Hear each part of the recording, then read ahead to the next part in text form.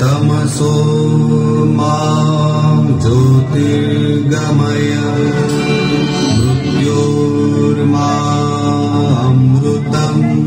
गमय ॐ शान्ति। সুধী মণ্ডলী, নিতাইগঞ্জ সার্বজনীন পূজা কমিটির পক্ষ থেকে আপনাদের সবাইকে জানাই শারদীয় দুর্গোৎসবের আন্তরিক শুভেচ্ছা।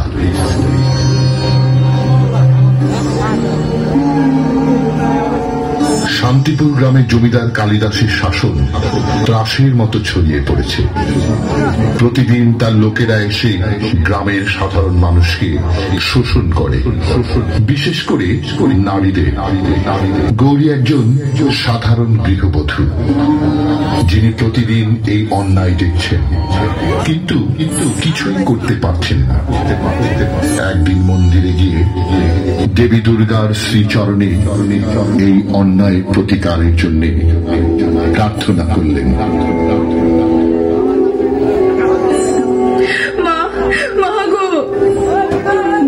তুমি তো আমাদের রক্ষা করার জন্য আছো, তুমি দুর্গতি নাশিনী। তবু কেন এত অত্যাচার? আমরা তো আর পারছি না মা, আমাদের তুমি বাঁচাও মা গো, মা। মন্দিরের পুরোহিত রামেশ্বর প্রতিদিনের ন্যায় মন্দিরে পূজা অর্চনা করছিলেন। গৌরী মা তোমাদের দেখছেন, তিনি যে করুণাময়ী জগৎ জননী। কিন্তু মনে রেখো, সহ্য করাও এক ধরনের শক্তি। প্রয়োজন হলে সেই শক্তি দিয়ে রুখে দাঁড়াতে হয় যে। এমন সময় গৌরী অবাক হয়ে পুরোহিতের দিকে তাকিয়ে থাকেন। কিন্তু আমরা কিভাবে রুখে দাঁড়াবো? আমরা বড় অসহায়, আমাদের প্রতিপক্ষ মহাশক্তিধর।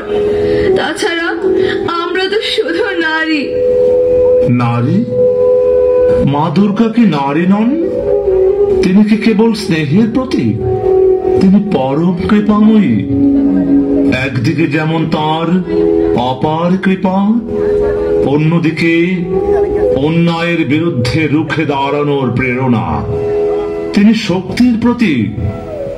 গৌরী পুরোহিতের কথা শুনে উজ্জীবিত হয়ে ওঠেন। আত্মশক্তিতে বলিয়ান হয়ে সকল নির্যাতিত মহিলাদের সংগঠিত করার কাজে নেমে পড়ে।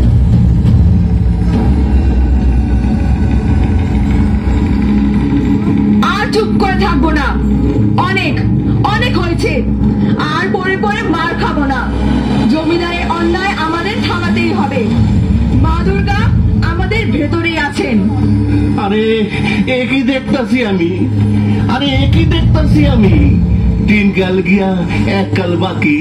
জমিদারের মায়ের খাইতে খাইতে আমাকে জীবন গেল। পারবি তোরা গৌরী এই দানবের হাত থেকে আমাকে মুক্ত করতে? বল পারবি? আমাদের ভেতরে যে শক্তি আছে তা বোঝার সময় এসেছে।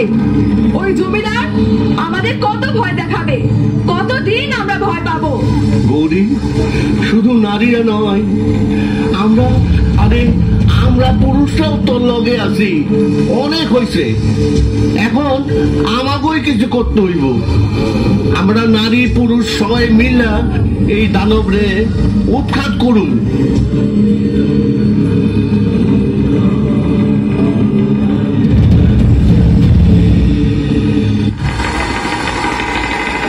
গৌরীর নেতৃত্বে গ্রামের মহিলারা একত্রিত হলেন। জমিদারের অত্যাচারের প্রতিবাদ করতে গ্রামের মহিলাদের সাথে পুরুষরাও যোগ দিলেন।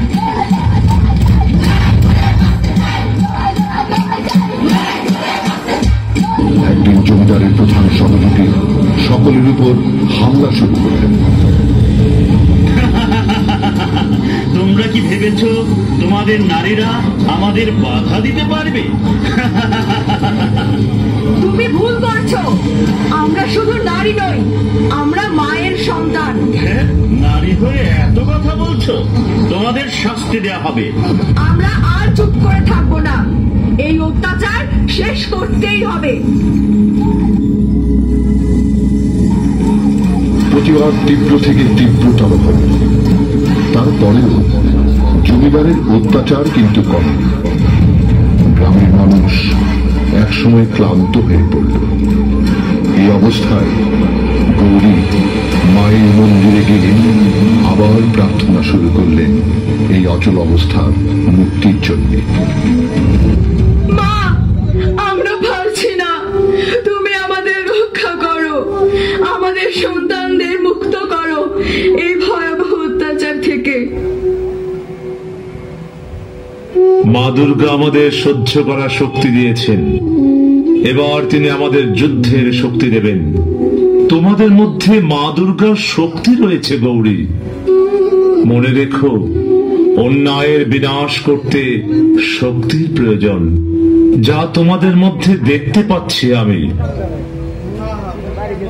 গৌরী পুরোহিতের কথা মনোযোগ দিয়ে শুনলেন। পুরোহিতের কথায় তার ভেতরে যেন এক নব শক্তির উন্মেষ ঘটল। গ্রামের অন্য মহিলাদের ডেকে তিনি বললেন, মা আমাদের মধ্যে আছেন, আমরা এই লড়াই থেকে পিছিয়ে যাব না।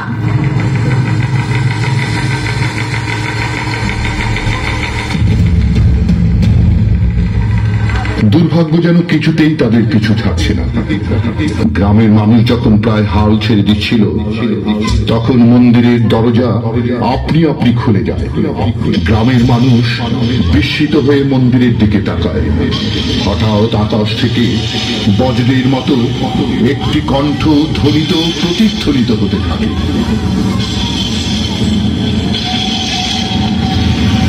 তোমরা ভয় পেও না,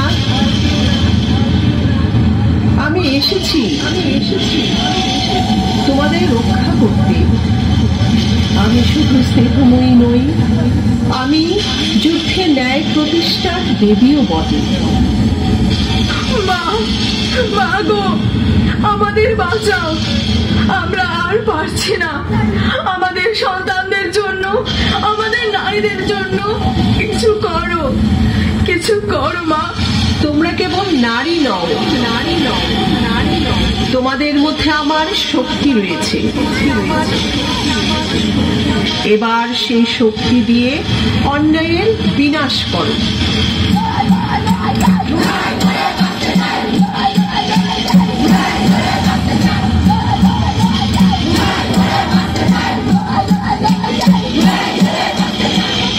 দেবীর আশীর্বাদে গৌরীর নেতৃত্বে গ্রামের নারী পুরুষ সকলে নূতন উদ্যমে লড়াই শুরু করলেন। দুঃসাহসিক লড়াইয়ে জমিদারের লোকেরা পরাস্ত হলেন। দীর্ঘদিন চেপে থাকা জগদ্দল পাথর অপসারণ করে সবাই মুক্তির স্বাদ পেলেন। মা দুর্গা কেবল মাটি কাঠের মূর্তি নন, তিনি সমাজের নারীদের ভেতরে থাকা সেই শক্তির প্রতীক যা অন্যায়কে রুখে দিতে পারে। আমাদের সকলের কল্যাণ হোক। জয় মা দুর্গা, জয় মা দুর্গা, জয় মা দুর্গা। আমরা মিলেছি আজ